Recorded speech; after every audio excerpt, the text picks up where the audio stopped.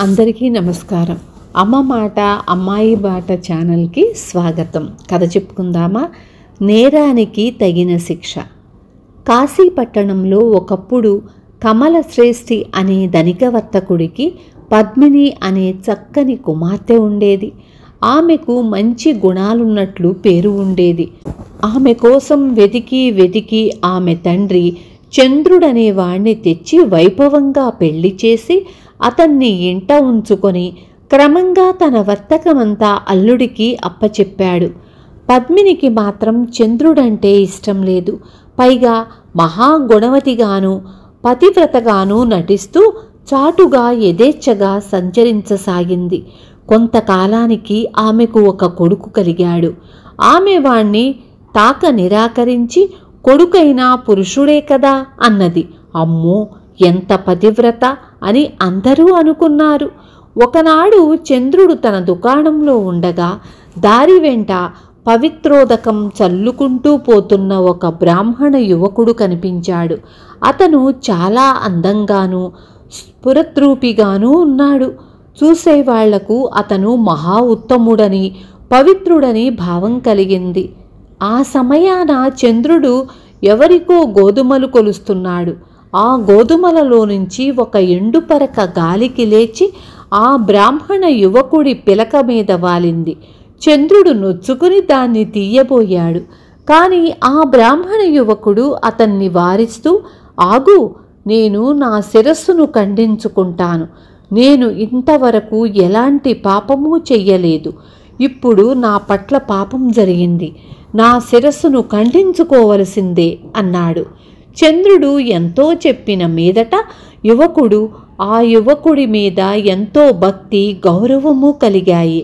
అతను ఆ యువకుణ్ణి కొంతకాలం తమ ఇంట ఉండి తమను పావనం చెయ్యమని కోరాడు. బ్రాహ్మణ యువకుడు అందుకు సమ్మతించాడు. ఒకసారి చంద్రుడికి ఒక ఆలోచన వచ్చింది. తనలో జవసత్వాలు ఉన్నట్లే భారీ ఎత్తున వ్యాపారం చేసి సంపాదించేదంతా సంపాదించాలని అతను అనుకొని తన ఇంటి భారమంతా బ్రాహ్మణ యువకుడి పైన ఉంచి వ్యాపార సరుకులతో సహా మజిలీలు చేసుకుంటూ పాటలీపుత్రానికి బయలుదేరాడు. అతను ఆఖరు మజిలీ పాటలీపుత్రం. అక్కడ ఒక చెట్టు మీద ఉన్న పక్షి ఏమాత్రమూ కదలకుండా బొమ్మలాగా కూర్చొని ఉంది. ఇతర పక్షులు ఆహారం కోసం చెట్టు మీద నుంచి ఎగిరిపోగానే ఇతర పక్షుల గోళ్లలోని గుడ్లను భక్షించి మళ్లీ చెట్టు కొమ్మ మీద నిశ్చలంగా కూర్చుంది. ఆహా, ఇది ఎంత పచ్చి దుర్మార్గపు పక్షి! దీనికి శిక్ష లేదా అనుకున్నాడు. అంతలోనే ఒక బోయవాడు బాణం వేసి ఆ పక్షిని పడగొట్టాడు. ఇది చూసి చంద్రుడు మనస్సు వికలమై కొంచెం దూరంలో కనిపించిన ఆశ్రమం కేసి వెళ్ళాడు. అక్కడ ఒక మునీశ్వరుడు ధ్యానంలో ఉన్నాడు. ఒక స్త్రీ చాలా ఆభరణాలు ధరించి వచ్చి మునీశ్వరుడి ముందు సాష్టాంగపడింది. మునీశ్వరుడు చప్పున ఆమెను కత్తి బొనతో పొడిచి చంపి ఆమె నగలన్నీ తీసి మూటగట్టి దాచాడు.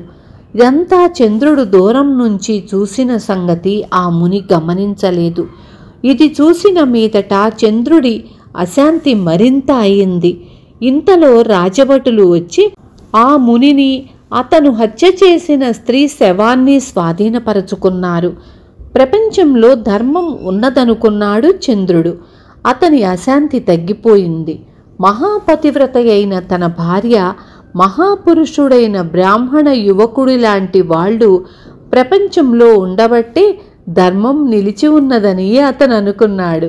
అతను పాటలీపుత్రంలో తన వర్తకం సాధ్యమైనంత త్వరగా ముగించి ఇంటి మీద ధ్యాస మళ్లడం చేత దారిలో మకాములు మజిలీలు చెయ్యకుండా ప్రయాణం చేసి అర్ధరాత్రి వేళకు ఇల్లు చేరాడు.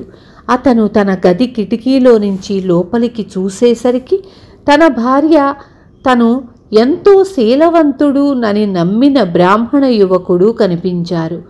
భగవంతుడా, ఏమిటి అన్యాయము అని అతని ప్రాణం కొట్టుకుపోయింది. అంతలో పైనుంచి నిద్రపోతున్న వాళ్ల మీద నాగుపాము పడి వాళ్ళు విదిలించేసరికి ఇద్దరినీ కరిచి ఎటోపోయింది. ఆ ఇద్దరూ నిద్రమత్తులోనే చచ్చిపోయారు. నేరాలను ధర్మం ఇలా శిక్షిస్తుంది కాబోలు అనుకున్నాడు చంద్రుడు. విన్నారు కదా. రేపు మళ్ళీ ఇంకొక మంచి కథతో